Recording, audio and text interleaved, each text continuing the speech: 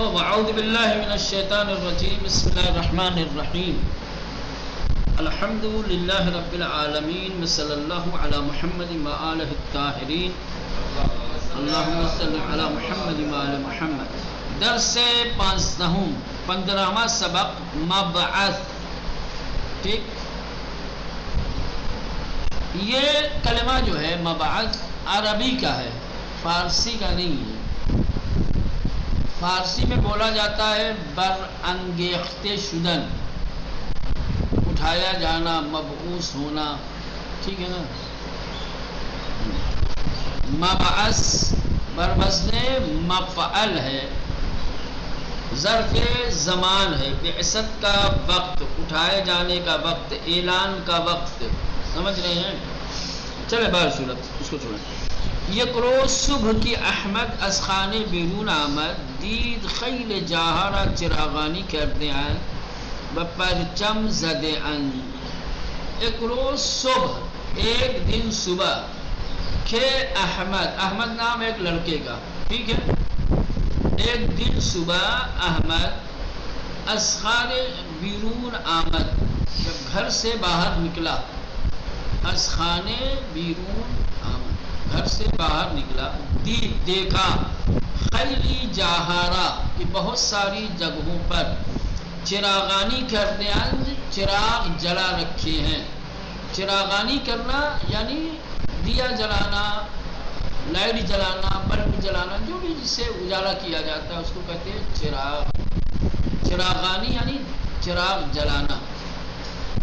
چراغانی کرتے اند، لائٹ جلا رکھی ہے، اجالا کر رکھا ہے۔ وہ پرچم زدے اند، اور پرچم لگا رکھا ہے۔ سمجھ رہے ہیں؟ ایران وغیرہ میں ایسا ہے کہ جب بھی کوئی ولادت کی کوئی خاص تاریخ آتی ہے تو اس تاریخ کی مناسبت سے جگہ جگہ بینر اور پرچم لگا دیے جاتے ہیں، خوشی کے ہوتے ہیں جو رنگ برنگ کے لگتے ہیں، غم کا کوئی رہتا ہے موقع تو سیاہ، ٹھیک۔ پرچم زدن یعنی الگ الگ طرح کا نشان لگا دینا، جھنڈا، پرچم یعنی جھنڈا، علم بھی کہہ سکتے ہیں، ہاں۔ تو کہ یک روز صبح کی احمد از خانے بیرون آمد، ایک دن صبح کی جب احمد گھر سے باہر آیا، دید خیل جاہرہ چراغانی کرتے ان، دیکھا کہ بہت ساری جگہوں پر لائٹیں جلا رکھی ہیں، وہ پرچم زدے اند، اور پرچم لگا رکھا ہے۔ روئے پارچے سفید بزرگی ہم نوشتے بودن، روئے پارچے سفید بزرگی، کہ ایک بڑے سفید کپڑے پر، رو یعنی اوپر، پارچہ یعنی کپڑا، سفید رنگ، بزرگ یعنی بڑے، ایک بڑے سفید رنگ کے کپڑے پر نوشتے بودند، لکھا ہوا تھا، عید بزرگ مبعث را به همه مسلمانان جہان تبریک میگوییم، کہ مبعث کی بڑی عید کی تمام مسلمان، دنیا کے تمام مسلمانوں کو مبارکباد کہتے ہیں، دیتے ہیں۔ عید بزرگ مبعث را، مبعث کی بڑی عید کی، به همه مسلمانان جہان، دنیا کے تمام مسلمانوں کو، تبریک میگوییم، تبریک کہنا یعنی مبارکباد کہنا، تبریک یعنی مبارکباد کہنا۔ احمد ہرچ فکر کرد، معنی مبعث را نہ فہمید، احمد نے بہت سوچا لیکن مبعث کا معنی نہیں سمجھ پایا، اس کے لیے یہ کلمہ نیا تھا، وہ بیچارہ سوچنے لگا کہ یہ عید مبعث، مبعث کیا ہے، وہ غور کرنے لگا، سمجھنے کی کوشش کرنے لگا، لیکن ہزاروں غور و فکر کے بعد بھی وہ مبعث کا معنی نہیں سمجھ پایا۔ بنابراین تصمیم گرفت، لہذا اس نے قصد کیا، تصمیم گرفتن ارادہ کرنا، قصد کرنا، کہ معنی آندہ از آموزگارش بپرسد، اس نے ارادہ کیا کہ مبعث کے معنی کو اپنے استاد سے پوچھے گا۔ آموزگار یعنی استاد، معلم. ٹھیک ہے مولانا, ابھی تک آپ استاد اور معلم جانتے تھے. ٹیچر کے لیے ایک اور لفظ استعمال ہوتا ہے آموزگار. کیا ہے؟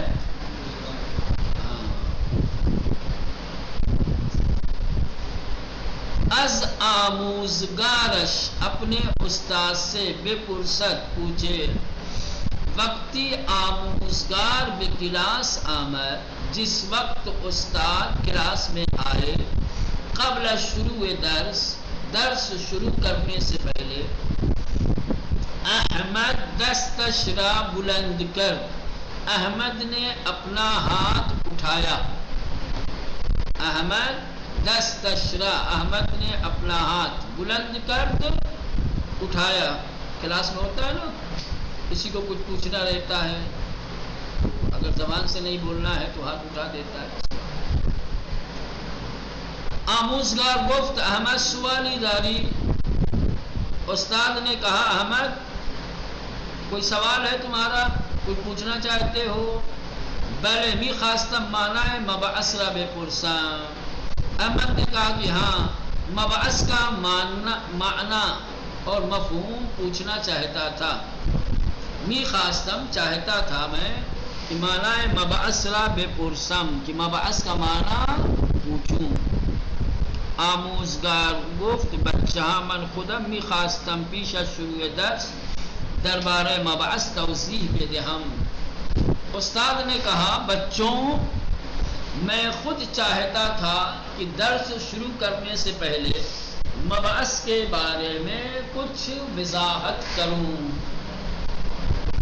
بچوں من خودم می خواستم, میں خود چاہتا تھا کہ پیش از شروع درس شروع کرنے سے پہلے دربارہ مبعث کے بارے میں توضیح بدہم, کچھ وضاحت کروں, کچھ توضیح دوں, کچھ بتاؤں. فردہ روز مبعث, کل آنے والا دن مبعث کا دن ہے. فردہ روز مبعث, کل کا دن مبعث کا دن ہے. ہمیں مدرسہ ادارہ کارخانہ تعطیل است, اور تمام مدرسے آفسیں تمام فیکٹریاں تعطیل است بند ہے. تعطیل کا مطلب چھٹی ہے, یعنی بند رہیں گے. سمجھ رہے ہیں؟ تعطیل کا مطلب چھٹی یعنی بند ہوگا. ایران وغیرہ میں نماز وغیرہ کا وقت ہوتا ہے, یا جس کو دکان بند کر کے وقتی طور پہ کہیں جانا ہوتا ہے, شٹر کھلا ہوا ہے, نیچے ایک تختی لکھی ہوتی ہے مغازے تعطیل است. مغازے برائے 20 دقیقے یا برائے خواندن نماز تعطیل است, یعنی یہ دکان نماز پڑھنے تک بند ہے. تعطیل است یعنی یہ خالی چھٹی نہیں ہوتا ہے کہ طلبا کی خالی چھٹی ہو تو اسی کو تعطیل کہا جائے, ہے نا. کام بند جو ہو جاتا ہے تو اس کو بھی کہا جاتا ہے کہ تعطیل ہے. ہاں, تو استاد نے کہا کہ ہمیں مدرسہ, تمام مدرسے, ادارہ یعنی آفسیں, تمام جو سرکاری ادارے ہیں, آفسیں جہاں سرکاری کام ہوتے ہیں, یا پرائیویٹ. کارخانہ یعنی فیکٹریاں, تعطیل است چھٹی ہے, بند ہے, یا بند رہیں گی چھٹی. ان روز را ہمیں مسلمانان جشن می گیرن. ان روز را آج کے دن, ان روز را اس دن کو تمام مسلمان جشن مناتے ہیں. جشن گرفتن, جشن کردن نہیں آتا ہے, کیا آتا ہے؟ جشن گرفتن, جشن منانا, خوشحالی اور شادمانی کرنا.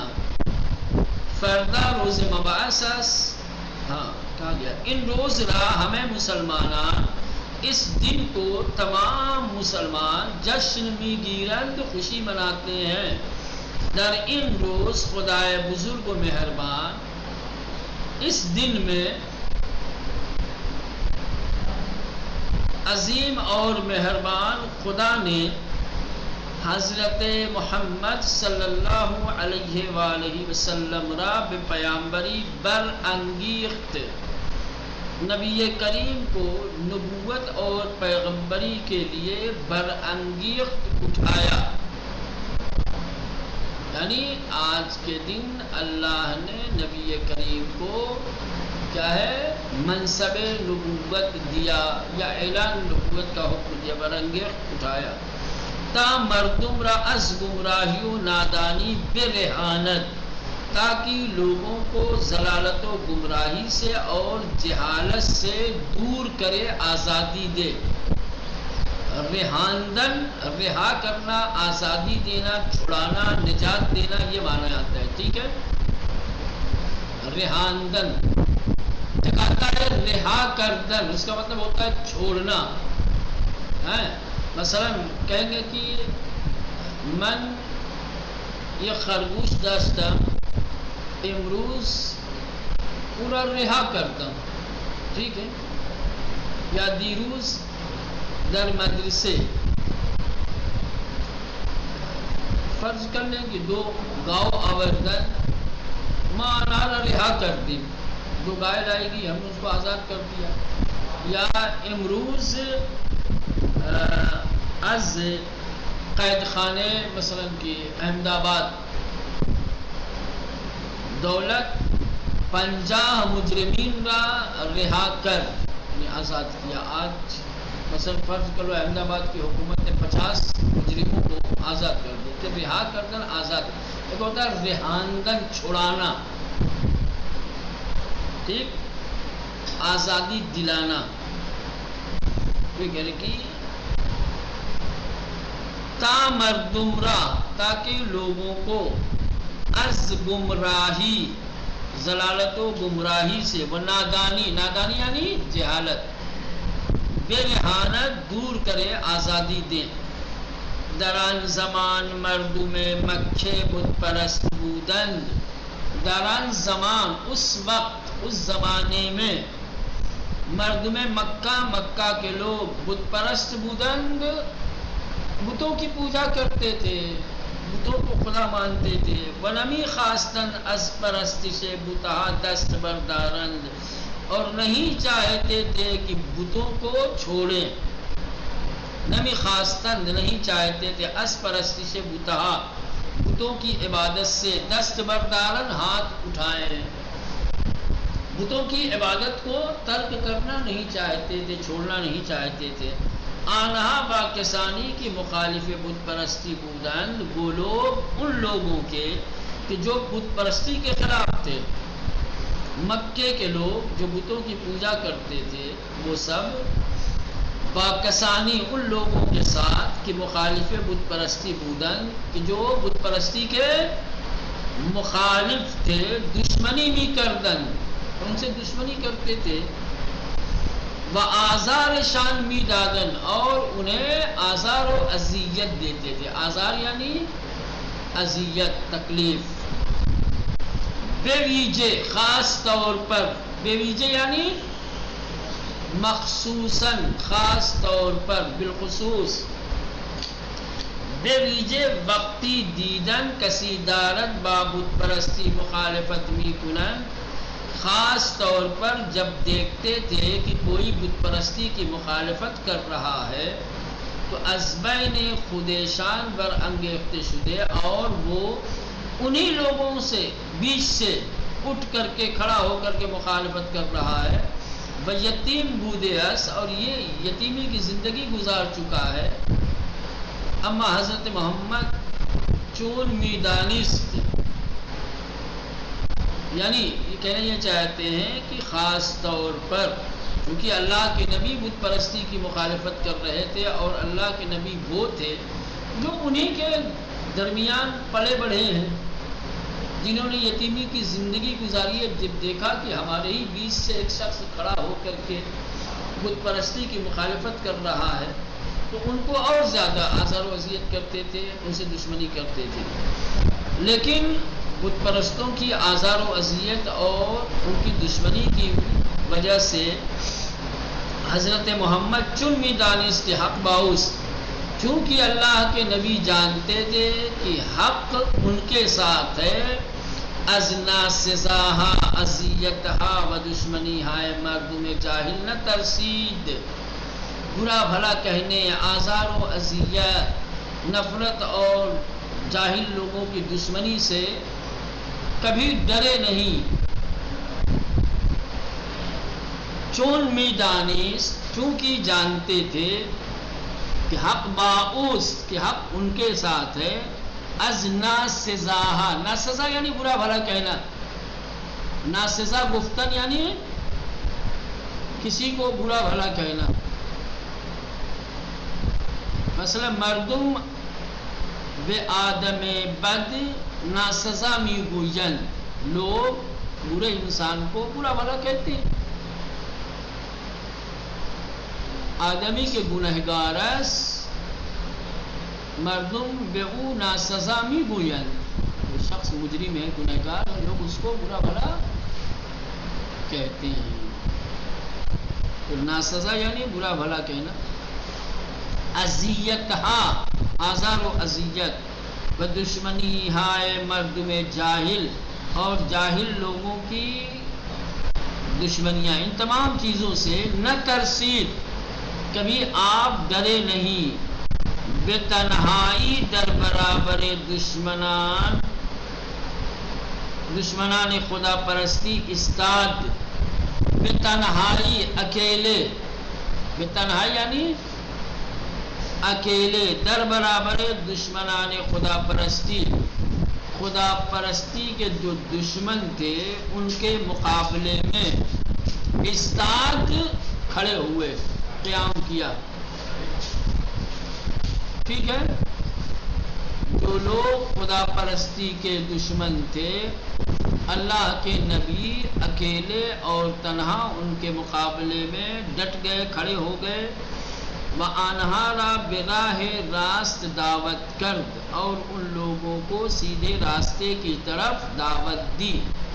وآنہا را، اور لوگوں کو براہ راست، صحیح راستے، سیدھے راستے کی طرف دعوت کرد، دعوت دی، بلایا، چھوڑو بت پرستی، آ جاؤ، یہ جو ہماری خدا پرستی ہے یہی سیدھا راستہ ہے، اس پہ آ جاؤ۔ پیامبر اکرم ہمیشہ بے مردم میں فرمود، اللہ کے نبی ہمیشہ لوگوں سے فرماتے تھے، از کشتن یک دیگر دست برداری، ایک دوسرے کو قتل کرنا چھوڑو، دست برداشتن یعنی ترک کرنا، چھوڑنا۔ ہاتھ اٹھانے کا مطلب کیا ہوتا ہے؟ کسی چیز کو چھوڑنا ہے نا۔ از کشتن یک دیگر، ایک دوسرے کو قتل کرنے سے، دست برداری باز آ جاؤ، ایک دوسرے کا قتل کرنا چھوڑو۔ ظلم و دزدی نہ کنی، ظلم و زیادتی، چوری چماری نہ کرو۔ دروغ نہ گوئی، جھوٹ مت بولو۔ بتہائی را کی بادست خود ساختے اید، ان بتوں کو کہ جنہیں اپنے ہاتھوں سے بنایا ہے، بدور اندازید، انہیں دور پھینک دو، بدور انداختن یعنی دور کر دینا۔ و یکتا پرست باشید، اور ایکتا پرست بن جاؤ، ایک خدا کی عبادت کرو۔ تو یہیں تک رہنے تو میرے خیال سے کافی ہے آج کے لیے۔ کوئی سوال ہو اگر کسی کو؟ مسئلہ واضح ہے، کوئی دقت پریشانی تو نہیں ہے نا؟ چلیں الحمدللہ۔ جی آغا واضح۔ خدا حافظ، السلام علیکم۔